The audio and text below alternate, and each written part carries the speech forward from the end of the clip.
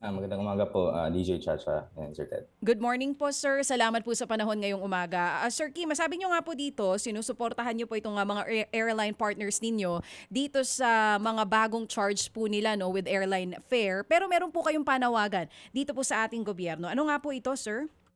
Uh, well, of course, we support din yung mga airlines natin kasi of course yung mga fuel surcharge, yung mga fuel, the fuel cost is the biggest part of their cost. Mhm. So hindi po talaga pwede na hindi sila magtaas ng fees kasi how can they conduct business then? So siguro ang panawagan lang talaga natin sa government is na talaga matulungan din tayo with the policies on removal of the excise tax or siguro the travel tax so that it can ease the burden as well sa traveling public din po natin. Oo. So, kumbaga, apektado rin po kayo kagaya ng ibang mga sektor ano, dito sa patuloy na pagtaas ng presyo ng langis. Sa ngayon po ba, itong mga kasamahan po ninyo, kamusta po sila? Gano'n na po kalaki ang epekto nito? Ilang porsyento na po yung bawas dun sa mga turista? Ang mga usap-usapan sa aming mga travel agencies, ngayong April, May, June, medyo hindi pa namin ramdam because the bookings happened earlier than kumbaga hindi naman siya kahapon na book eh, no? Ang nararamdaman lang namin is parang after June, medyo hindi na namin alam, parang yung inquiries have really slowed down significantly na. Both for local and international travel po ito, sir. Correct, yes. Oo, Parang pero kumbaga naghihigpit ng sinturon din, I think, ang mga kababayan natin. oo. So kung patuloy po na ganyan ang mangyayari, kamusta po yung ibang mga partner travel agencies ninyo, yung mga kasama po dito sa grupo ninyo, hanggang ilang buwan nila kayang isustain kung patuloy po yung magiging pagbaba ng bookings ng mga turista natin? That's something na mahirap actually masagot, no? Of course, as of now, in our industry, nag-iikit din kami ng sinturon. We're trying to save on costs because our operations have to continue.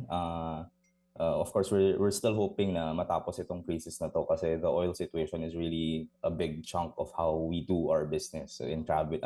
Kasi nagta-transport tayo ng tao from one place to another. So talagang kailangan natin ng crudo. So sabi niyo po kanina, April, May, June, hindi niyo pa yan masyadong mararamdaman. Pero pagpasok ng July, mas dito niyo po makikita yung epekto ng pagbaba talaga ng bilang ng mga turista. Tama po yun, sir? Correct, yes. Because the crisis happened, di ba, pumutok siya ng mga end of February. Yes, So, nung mga February. time na yun, parang may bookings pa tayo until May. Pero, kumbaga, after Feb 28, around March, April, mas hindi na masyado nagbo-book. People are waiting and see, looking at ano bang mangyayari. So, ngayon, medyo nararamdaman na namin na parang mas konti na yung mga inquiries coming in and the bookings that are, kumbaga, yung nakasalang that we have to operate. Opo, napakalaki po ano ng industriyang ito. Ito hong PT AA. AA, no? Kaya ho kami tumawag sa kanila para lang ho natin tumaintindihan at sa mga dumadaan po sa mga travel agency din, malaman po ninyo kung paano po ang ating dapat na gawin. Kung nagbabalak tayo, oo, pinaghahandaan natin ng maaga yung ating mga bakasyon next year. Ganun po yan ha. May mga ganun po kasi na nag-iipon muna at maaga nga po nagpapabook. Sa nangyari ngayon na cancellation ng maraming flights, particular dito sa mga dumadaan papunta ng Europa, halimbawa, papunta ng Middle East, gaano kalaki ang naging problema sa inyo dito? Sa inyong hanay, gaano kalaki ang tama sa inyo nito sa refund at sa mga penalties ng rebooking, etc.? So, ang kagandahan naman sa refunds and rebookings natin for the Middle East carriers, they have been, very flexible with their terms. Kumbaga, if it's really tatama siya sa date of travel na nangyayari yung crisis or there are issues with the airports, talagang they refund naman without penalties as well. So, kumbaga, they're extending a helping hand then to our traveling public. In terms of the rebookings or it's more of pagka kailangan talaga yung travel, ang pasahero, just reroutes. Kumbaga, niiwasan lang ang Middle East for now. They would travel via Singapore, via Malaysia, or even via North Africa Aha. para maiwasan yung area na yon. Or some even go through eastward, kumbaga via the US para makaabot ng Europe. Yan Oo. yung mga nangyayari as of Oo. this point. Pero may problema doon sa booking sa mga hotels, no? Oo, yun ang problema doon kasi pwede kang dumaan ng Hong Kong, pwede kang dumaan ng Taipei, etc. Pero paano yung booking mo doon sa hotel kapag nag-cancel na yung flight? Masakit sa ulo ito sa inyong industriya ngayon, yung mga booking doon sa hotel na refundable. Correct, correct. Actually, exactly tama ka dun, Sir Ted, no? Yung mga airlines natin nagre-refund, nagre-rebook. But Mm-mm. if you have a hotel, for example, in Europe, minsan ang sinasabi sa amin is, we're not really affected by the Middle East crisis. Di naman dumaan sa bansa namin yung wala na, safe naman sa bansa namin. So Oo. they have challenges in giving us the full refunds as well. So tama ka doon, like while the airlines have been mostly supportive, it's a different situation for our hotel partners because of course, yung bookings din nila, if we suddenly cancel, saan din nila hanapin yung panibagong clients to use the rooms. Oo. Gaano kayo karami sa inyong samahan, sa inyong association? So of now, I'm not super sure, pero I think we're almost at around 700 Okay. travel agent Okay. partners at the moment. Yes. 700. So, kumikita kayo sa inyong komisyon na sa mga bookings, di ba? Sa airline, pati sa mga hotels, right? Correct. We charge a service fee or commissions, yes. Oh, yes, correct. Kasi nga po, sa iba, very convenient na meron kang travel agent, no? Kaysa sa didirekta ka. Kasi pag may problema ka, nandyan sila, natutulong sa iyo. Tama. Pero yun nga, yung uncertainty ngayon, usually kasi kung gusto kong bumiyahe ng Pasko, ngayon pa lang kukuha na ako ng booking eh. Right? Sa inyong industriya, kung wala itong gulong ito. Sa ngayon, kaninyo na nagsisimula ng uncertainty dito, ano ang tama nito sa inyong industriya sa usapin ng survival? How do you survive na hindi ka magsarado?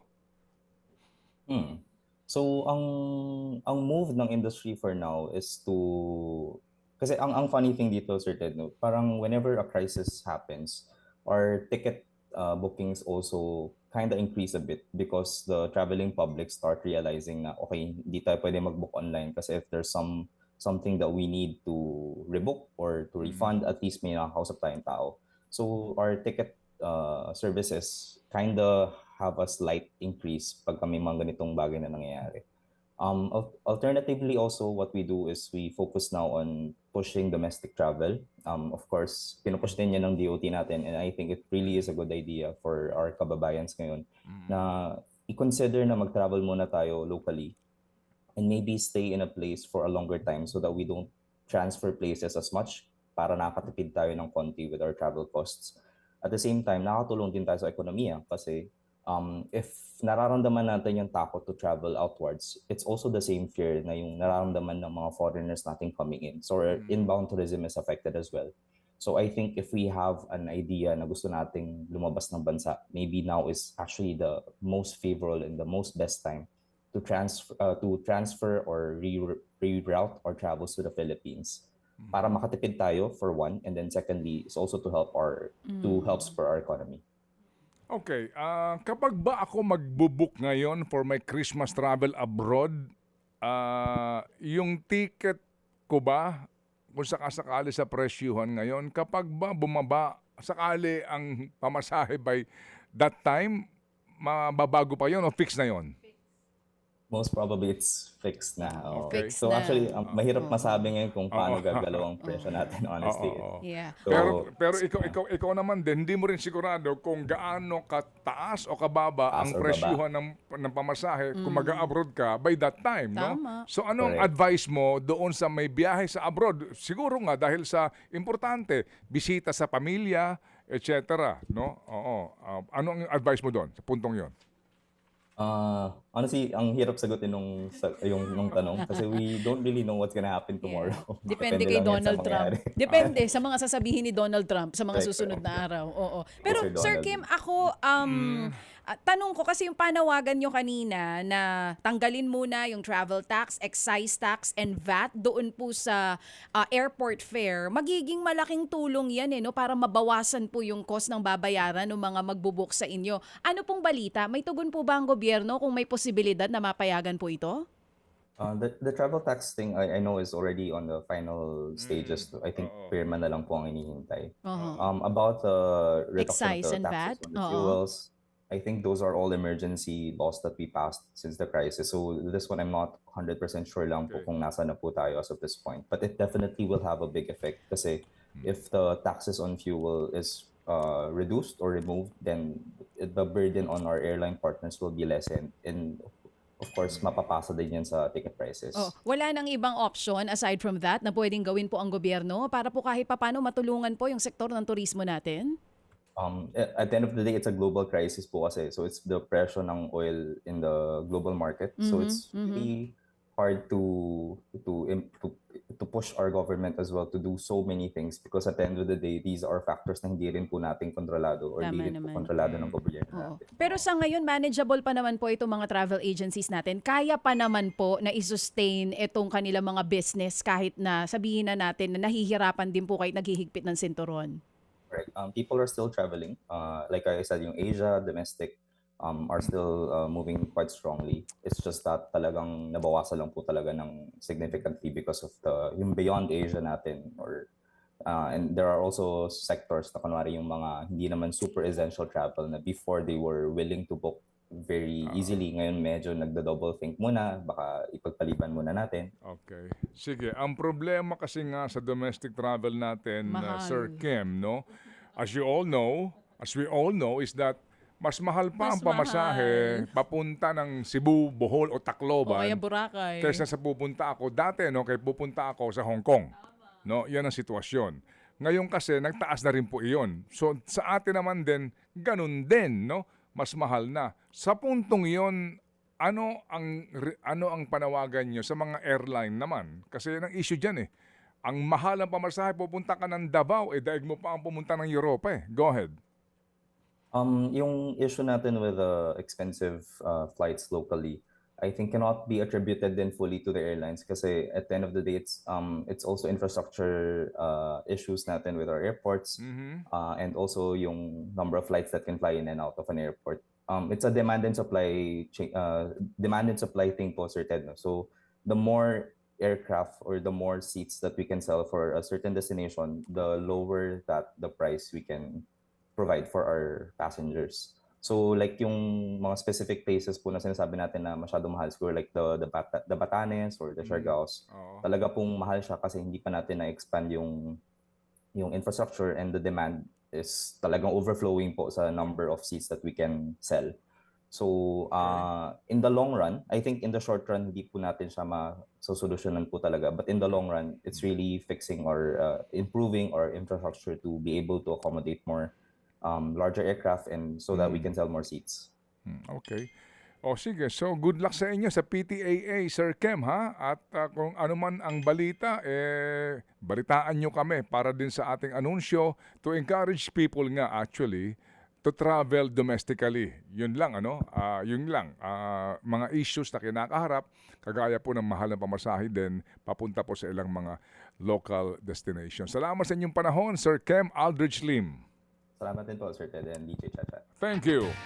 Yan po ang grupo ho naman ng Philippine Travel Agencies Association.